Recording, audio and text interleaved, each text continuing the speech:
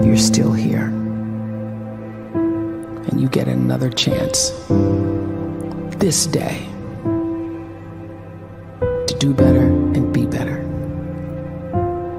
Another chance to become more of who you were created and what you were created to fulfill.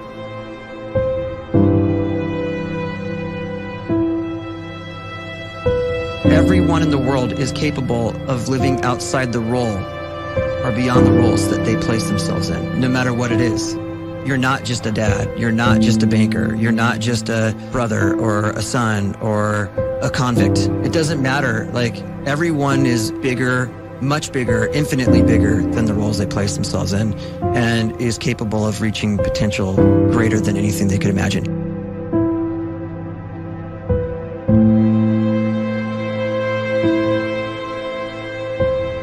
You can live the life you desire. It's right there in front of you. But in order to achieve it, you must first see it, then believe it, and then you must graciously ask and train your brain to help you execute your vision.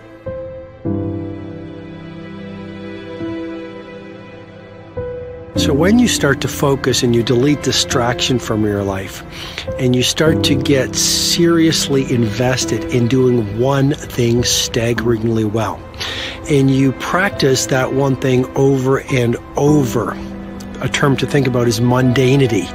You do one simple, seemingly insignificant thing every day around your main skill, and it's very mundane, but small daily improvements over time lead to world-class results. Well, here's what happens in your brain. You start to isolate a single neurocircuit around that skill, and that starts to trigger a certain type of brain cell called an oligodendrocyte, which then releases myelin. Myelin is a fatty tissue that starts to wrap around that single neurocircuit related to that main skill you've been practicing. And when myelin starts to wrap around the brain circuit, what happens is you have accelerated learning times, you can see more quickly, heightened perception, and you'll learn more quickly. And that is really the quote-unquote secret of the great producers. It's not a result of some natural gift, but their daily practice, their relentlessness and their grit, their work ethic, and their singular focus and sacrifice.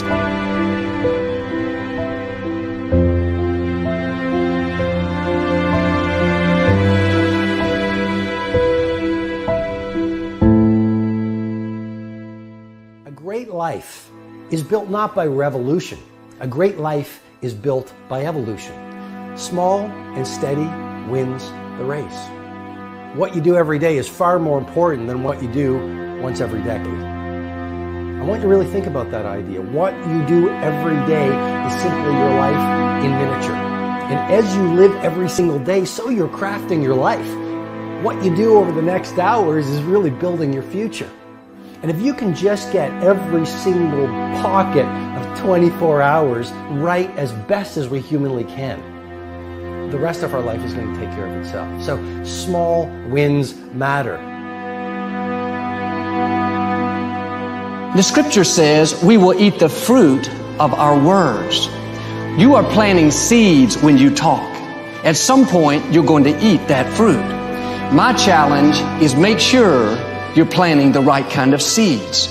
If you want apples, you have to sow apple seeds. If you want oranges, you can't plant cactus seeds, poison ivy seeds, mushroom seeds. You're going to reap fruit from the exact seeds that you've been sowing. In other words, you can't talk negative and expect to live a positive life. You can't talk defeat and expect to have victory. You can't talk lack, not enough, can't afford it, never get ahead, and expect to have abundance.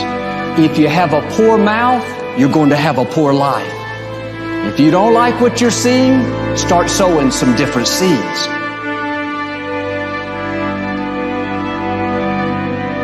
We may not realize it, but we're always feeding ourselves.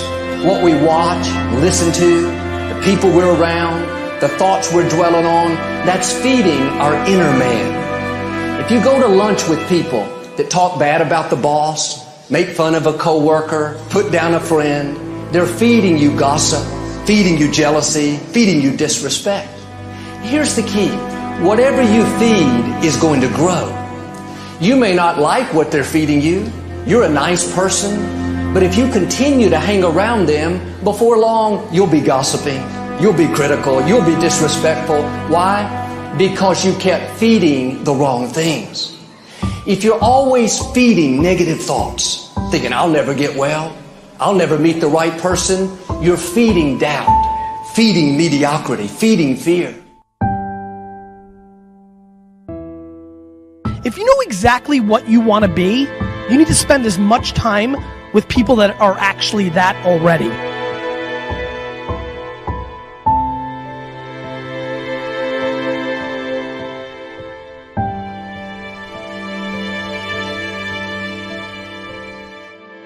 You cannot let a fear of failure, or a fear of comparison, or a fear of judgment stop you from doing what's going to make you great. You cannot succeed without this risk of failure. You cannot have a voice without the risk of criticism. And you cannot love without the risk of loss. You must go out and you must take these risks.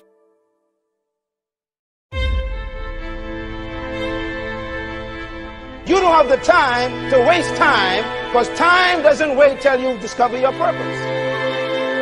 If you don't know why you was born, time is still moving. And if you discover your purpose at 90 years old, it's too late.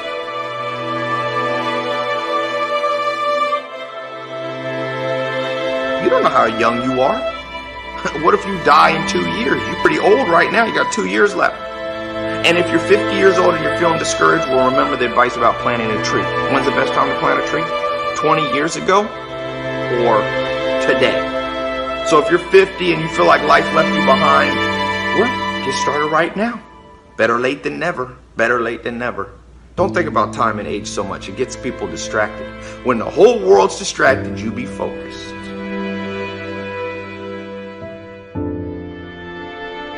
You have to trust your own voice, your own ideas. Boy.